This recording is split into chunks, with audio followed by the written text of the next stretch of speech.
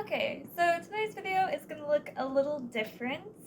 I recently did a school project where we had to do a interpretive representation in 5 minutes on something relating to us. So for this project, I picked two of my favorite things and combined them together to make a 5-minute presentation. Those two things being threads, or yarn, whatever you want to call it, as well as mythology. So I did a report on, or a presentation on mythology with thread, and today I thought I would share that presentation with you guys so you can see what I did, because I'm kind of proud with how it turned out. So I hope you enjoy this quick little video. I hope you don't mind if I tell you some stories while I crochet. I find my mind thinks best as my hands are busy, and it turns out I'm not alone, as many stories were created to be told while one works. It's quite fitting that I work with thread while I tell you these stories. After all, the ones I want to share involve it. Once upon a time, a woman picked up her thread and weaved the world into existence, just as a spider weaves their web. When humans were created, the woman taught them many useful things to survive. But the thing she is best known for is teaching them how to weave. And to this day, many Native American tribes honor her by continuing the craft she, the Spider Woman, taught them. Once upon a time, a woman claimed to be the greatest weaver in the world, even better than the gods. Well, when Athena, goddess of weaving, heard this, she challenged the woman to a competition.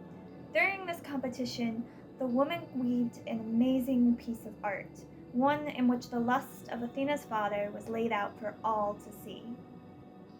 While who won this competition is debated, the fate of Arachne is not. Athena both blessed and cursed her by transforming her into a spider.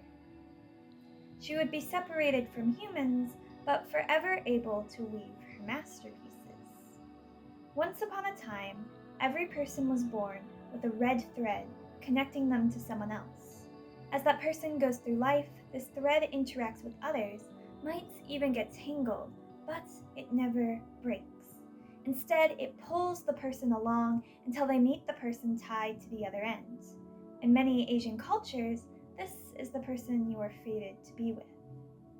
Once upon a time, a trickster god climbed a thread to ask the sky god for the world's stories. In order to earn them, he had to complete an impossible task, and with the aid of his wits and the thread he produced, he was a spider after all, he was able to deliver the 4 creatures the sky god had requested. Upon delivering them, he was then given the world stories, which he then brought back to Africa to the people living there. Once upon a time, within every single culture, there is threads. From Asia to Europe, the thread is what connects us both to each other and to our fate. It is seen as being unbreakable until our time on Earth is up. And then, it's the cutting of the threads that represents our end. From Africa to the Americas, the thread finds itself in the midst of the creation of the world. It is the thing that ties the heavens and the earth together and prevents the night sky from bleeding into the day. Once upon a time, not so long ago, right now in fact, there's threads. It makes up our clothes, it connects us to each other, and it finds its way into our histories and our stories. It weaves itself into every aspect of our life and is one of the few things that is universal. While our stories might vary from culture to culture, the purpose and meaning of thread does not. Its purpose is to connect and to create.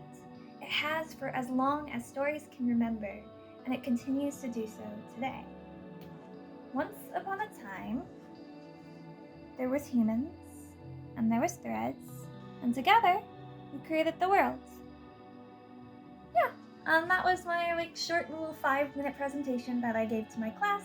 I think it went over well. Not sure until I guess I see the official grade, but wanted to share it with you guys, so I hope you guys enjoyed, and I will see you another night. Bye!